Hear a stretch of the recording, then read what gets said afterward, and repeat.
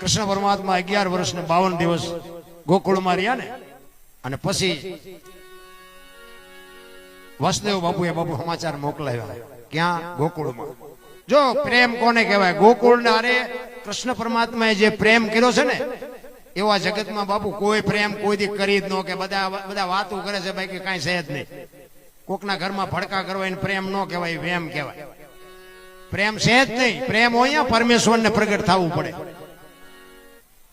એ 11 વર્ષ અને 52 દિવસ અખિલ બ્રહ્માંડ નો માલિક કૃષ્ણ પરમાત્મા એ ગોકુળમાં રહ્યા અને બાપુ પ્રેમના ઝાડવા વાવી દીધા. અને અહીંયા વસુદેવ બાપુ એમ કે છે, સમાચાર મોકલે કે હું રથને મોકલું છું કૃષ્ણને લેવા માટે. અને આ સમાચાર મળ્યા ને, આખું ગોકુળ બાપુ ધ્રુજવા મળી ગયું કે કૃષ્ણ વિયો જાહે, કૃષ્ણ વિયો જાહે, કાનો વિયો જાહે. માં દેવકી અને જશોદામાં અને નંદ બાવા બાપુ કાળજા થડક ઉછડક થડક. બાપુ તમે વિચાર તો કરો, જેનો દીકરો હોય લેવા આવે, અને આ તો બાપુ એક પાલક માત પિતા હતા, અને એ શું કામ આટલા બધા બાપુ એને માયા કાળજા ઉછળ થૂક થતા હશે. એક તમારો દીકરો મારા અહીંયા હોય અને તમે લેવા આવો, એમાં મને શું હોય?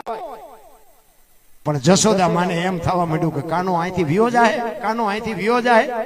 અને રથ આવ્યો અને ખબર પડી કે કાનો જાય છે બાપુ ગામમાં ગાંડી થઈ ગઈ દુનિયા. ઓપા ગાયું ખડ ન ખાય, કૂતરા રોટલા ન ખાય, ગોપીઓ ને ગોવાળિયા ને ગાયો ને તમે જોવો તો ચોથા આંસુએ રડે. આમથી આમ ને આમથી આમ મીડ્યા બધા ભાગવા. અને રાધાજી બાપુ ગામના કુએ પાણી ભરવા જાય ને એને ખબર પડી કે કૃષ્ણ જાય છે. માણા આમથી આમ ને આમથી આમ ભાગા ભાગી કરે ને, એ રાધાજીને એમ થયું માણા જાય અહીંયા નથી જવું, આ ગામનો ગેટ છે અહીંયા જ આવશે ને. એ બેડું પડતું મૂકી અને ગેટ પાસે આવી અને એ માં રાધાજી અહીંયા આવીને ઉભા રહ્યા. રથમાં કૃષ્ણ બેહે અને બાપુ કોઈને ભાન કે હાન નથી. માં જશોદા તો બાપુ બેભાન થઈ ગઈ. રથને અકરું હાંકીને નીકળી ગયા. કૃષ્ણ વિચાર કરે કે બધાય દેખાય છે આમાં, પણ રાધા કેમ નથી? રાધાને ખબર નહીં હોય, રાધાને ખબર નહીં હોય. એમ કરતા કરતા રથ બાપુ નીકળ્યો ને, અને આમ ગેટની બહાર નીકળ્યો ને, અને આમ રાધાજી ટોડલો પકડીને ઉભા હતા. બાપુ રાધાજી બોલી નથી ગયા કઈ, અને કૃષ્ણ રાધાને કઈ કહી નથી ગયા. અને તમારો મારો બાપુ પ્રેમ હોય ને તો તમારી મારી દ્રષ્ટિ વાત કરી લે, મોઢાની જરૂર ન પડે, બોલવું ન પડે. કૃષ્ણ આમ રાધાજીની સામે જોયે અને રાધાજીની આંખો કૃષ્ણને કહેતી હોય, કાના કાના હવે હું ક્યાં જાઉં? અખિલ બ્રહ્માંડનો માલિક આંખમાંથી બાપુ બોર બોર જેવડા આહુડા પડવા માંડ્યા હો. અને એ તો ત્રિલોકનો નાથ બાપુ એ ન સમજે કે રાધાનું શું કહેવાનું થાય છે. અને એ જ વખતે બાપુ કૃષ્ણ પરમાત્મા એમ કે આ સૂર્ય ને ચંદ્ર રહે ને ધરતી ને આકાશ રહે ને, ત્યાં સુધી દુનિયા ભલે મારું નામ લે, પણ પેલા તારું પછી મારું, હું તારે આ દુનિયાના ચોપડે લખાઈ દઉં. આજની દુનિયામાં રાધા કૃષ્ણ બોલાય, કૃષ્ણ રાધા ન બોલાય. આ કૃષ્ણએ આપેલું બાપુ રાધાએ પ્રેમ કેટલો કર્યો હોય છે. અને કૃષ્ણ પરમાત્માએ ગોકુળમાં મથુરામાં આવ્યા ને પછી એક દિવસ માં એને જમવા આપે છે. અને જમતો જમતો થાળીને ઠેબુ મારીને બેડી ઉપર વ્યા જાય.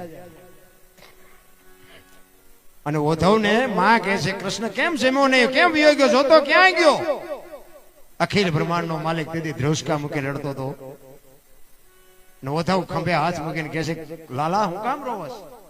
ત્યારે કૃષ્ણ પરમાત્મા કહે છે કે ઉદ્ધવજી મારી માને કહેજો મારા ભાણામાં ચટણી રોટલો પીરશે, પણ કોઈ દી ગોરસ નો પીરશે. ગોરસ જોવું ને, મને ગાયું દેખાય, ગોકુળનો પ્રેમ દેખાય, નંદ બાવા દેખાય, એનો નેહડો દેખાય છે. મને ચટણી રોટલો આપે હું ખાઈ લઈશ, પણ કોઈ દી ગોરસ નો પીરશે. અને ઉદ્ધવને એમ થયું કે આટલો બધો અહીંયા પ્રેમ કરતા છે કે મારે એકાદી વાર જોવા જવું છે.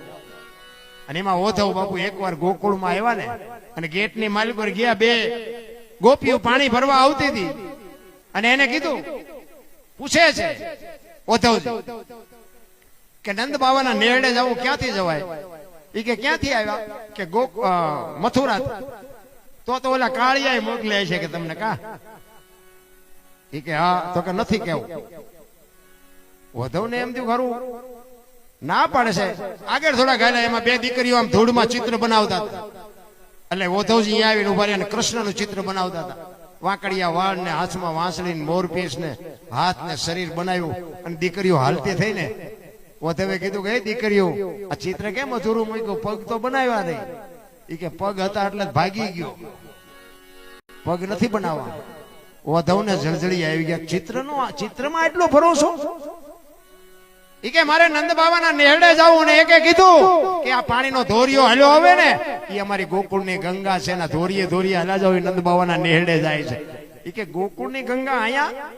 તો કે કૃષ્ણ અહીંથી ગયા ને તેદુનો ગોકુળની ગાયો રોવે છે, નંદ બાવાનો નેહડો રોવે છે, ગોપીઓ રોવે છે, બધાયના આહુડા ભેગા થઈને ધોરિયો છે, આની માથે થૂકતા નહીં, આમાં પગ ન બોલતા, આ અમારી ગોકુળની ગંગા છે. અને ઉદ્ધવને એમ થયું, ઓહો